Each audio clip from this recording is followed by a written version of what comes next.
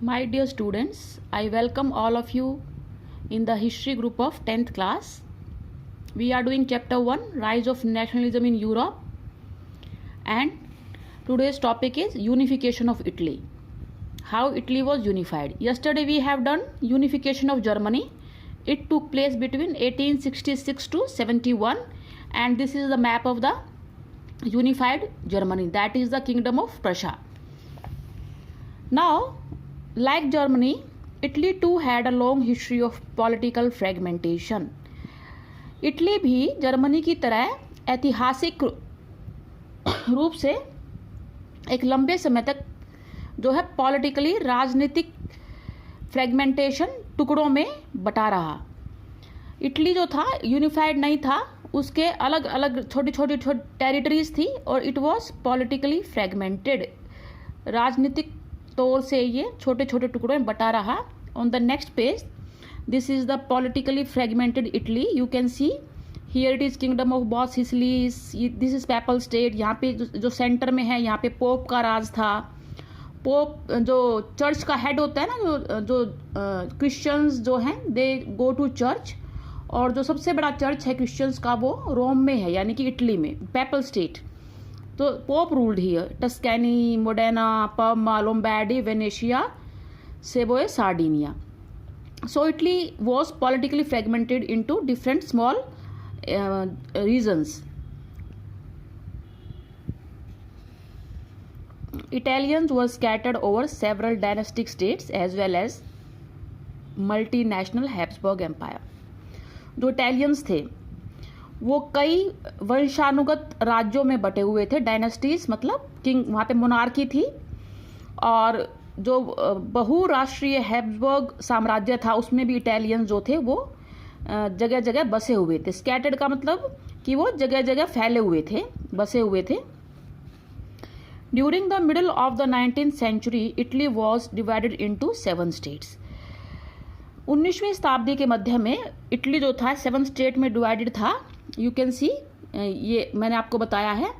और Sardinia, piedmont, ये Sardinia है, पीडमोंट, केवल यहाँ पर जो था एक इटालियन प्रिंसली हाउस का रूल था। ओनली वन, सात स्टेट में से केवल एक में Sardinia piedmont was ruled bye an Italian princely house. एक इटली के राजशाही यहाँ पर थी। The north was under Austrian Habsburg. जो उत्तरी इटली था वो ऑस्ट्रिया के हैब्सबर्ग एम्पायर के कंट्रोल में था। Centre was ruled by the pope. जो सेंटर में पेपल स्टेट था वहाँ पे पोप का रूल था।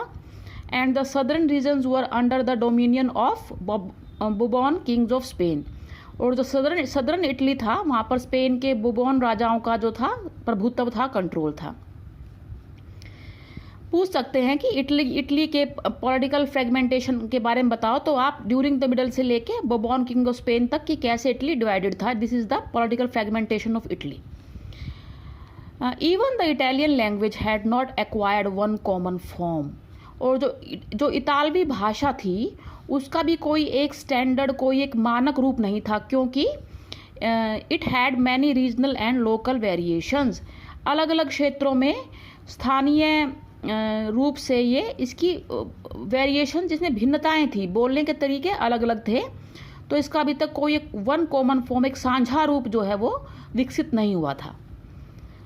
During the 1830s, Giuseppe Mazzini had sought to put together a coherent program for a unitary Italian republic. Mazzini के बारे में हमने पहले ही पढ़ा था कि he was a revolutionary, वो क्रांतिकारी था, and he wanted to unify whole of the Italy, और पूरे इटली का वो एकीकरण करना चाहता था। तो इसलिए उसने एक कोहेरेंट प्रोग्राम भी बनाया। He was a liberal nationalist, एक सुनियोजित प्रोग्राम बनाया था, और एक सीक्रेट सोसाइटी बनाई थी, young Italy. We have read about it before.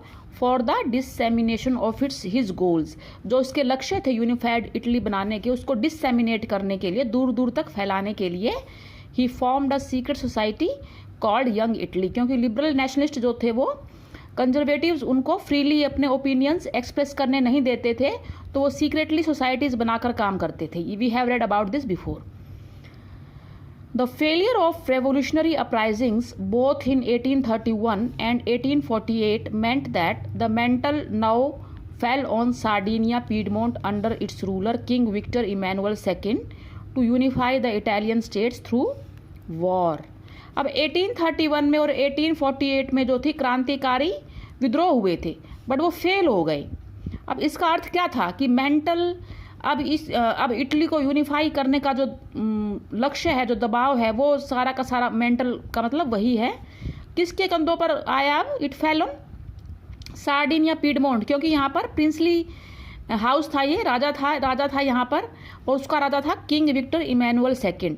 तो इस पर अब जो है सारा जो है बोझ आता है इटली को यूनिफाई करने का, कि युद्ध के जरिए थ्रू वॉर जो है ये इटली को यूनिफाई करे। अब जो सार्डिनिया पीडमोंट का जो क्षेत्र है, जो रीजन है, जो उसके रूलिंग एलिट्स हैं, वहाँ पर जो शासक जो अभिजात्य वर्ग है, एलिट होता है अभिजात्य वर्ग, यानी कि वो सेक्शन सोसाइटी का जो रिच है और एजुकेटेड है, उसको एलिट कहते हैं। तो सार्डिनिया पीडमोंट के एलिट्स को लगा, जो वहाँ रूल कर रहे थे, उनके हिसाब से अ यूनिफाइड इटली, अगर इटली का एकीकरण हो जाए, सातों के सातों स्टेट्स जो हैं वो पॉलिटिकली यूनिफाई हो जाएं, तो it would offer them the possibility of economic development and political dominance. इससे जो है वो आर्थिक जो उनकी विकास होगा, उनकी तरक्की होगी, और राजनीतिक तौर से उनका दबदबा हो जाएगा, डोमिनेट, वो एक पावरफुल स्टेट यूरोप में बन जाएंगे। ये एलिट वर्ग का मानना था। चीफ मिनिस्टर कावूर, जो सार्डिनिया पीडमोंट का जो मुख्यमंत्री था Cavour, who led the movement to unify the regions of Italy, जिन्होंने इटली के क्षेत्रों को एकीकरण करने के लिए आंदोलन चलाया, was neither a revolutionary nor a democrat. वो न तो एक क्रांतिकारी था और न ही एक लोकतंत्रवादी था। Like many other wealthy and educated members of the Italian elite, जो इटालियन अभिजात्य वर्ग के जो धनी और शिक्षित जो सदस्य थे, उनकी तरह, like them he spoke French much better than he did Italian. वो फ्रांस भाषा ज़्यादा दक्षता से बोलता था इटालियन भाषा की बजाय। Through a tactful diplomatic alliance with France, पर वो राजनीतिक तौर से बहुत चतुर था, और फ्रांस के साथ उन्होंने एक चतुर कूटनीतिक संधि अलायंस जो है की काबूर ने की। Sardinia piedmont succeeded in defeating the Austrian forces in 1859। तो सार्डिनिया पीडमोंट जो था, उन्होंने ऑस्ट्रियन सेनाओं को 1859 में हरा दिया। Apart from the regular troops, जो नियमित सेना के अलावा इस युद्ध में a large number of armed volunteers, सशस्त्र स्वयंसेवी जो अपनी मर्जी से इटली के पक्ष में लड़े थे, बहुत बड़ी संख्या में, किसकी लीडरशिप में? Under the leadership of Giuseppe Garibaldi के नेतृत्व में दे ज्वाइन द फ्रे, वो इस युद्ध में लड़े। इन 1860 दे मार्च्ड इनटू साउथ इटली, और 1860 में वो दक्षिण इटली में दाखिल हो गए, and the kingdom of the two Sicilies, and succeeded in winning the support of the local peasants in order to drive out the Spanish rulers. और साउथ में एंटर किया उन्होंने। साउथ में देखो आप, किंगडम ऑफ टू सिसिलीज है यहाँ पर, और यहाँ पर हमने पढ़ा था कि यहाँ पर स्पेनिश जो है रूलर्स हैं, उनका जो बोबॉन किंग्स थे, उनका शासन था। तो वहाँ के स्थानीय जो कृषक थे, श्रमिक कृषक थे, जो किसान थे, उनकी मदद से उन्होंने स्पेनिश रूलर्स को ड्राइव आउट वहाँ से भगा दिया। In 1861, Victor Emmanuel II was proclaimed king of United Italy. और 1861 में जो विक्टर इमैनुअल II थे, जो कि सार्डिनिया पीडमोंट के राजा थे, उनको यूनाइटेड इटली का, पूरे एकीकृत इटली का राजा बना दिया गया, घोषणा कर दी गई। However, much of the Italian population, among whom rates of illiteracy were very high, लेकिन ज़्यादातर इटालियन पॉपुलेशन क्या थी? अशिक्षित थी। They remained blissfully unaware of liberal nationalist ideology, वो तो उन विचारों को तो पता ही नहीं था कि उदारवादी राष्ट्रीय विचारधारा क्या होती है। They were unaware of it and they're very happy blissfully, खुश भी थे वो। The peasant masses who had supported Garibaldi in southern Italy had never heard of Italia, और जो किसान थे जिनकी मदद से जो गैरिबाल्डी ने और जो सार्डिनिया पीडमोंट की फोर्सेस ने सदर्न इटली में स्पेनिश रूलर्स को हरा दिया, और उन पीजेंट मासेस ने कभी इटालिया शब्द को सुना ही नहीं था, और they believed that la Italia was Victor Emmanuel's wife, और उनको लगता था कि जो ला इटालिया शब्द है वो जो विक्टर इमैनुअल जिसको राजा डिक्लेयर किया है यूनिफाइड इटली का, उसकी पत्नी का नाम है।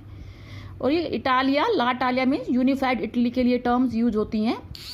सो we have finished today unification of Italy.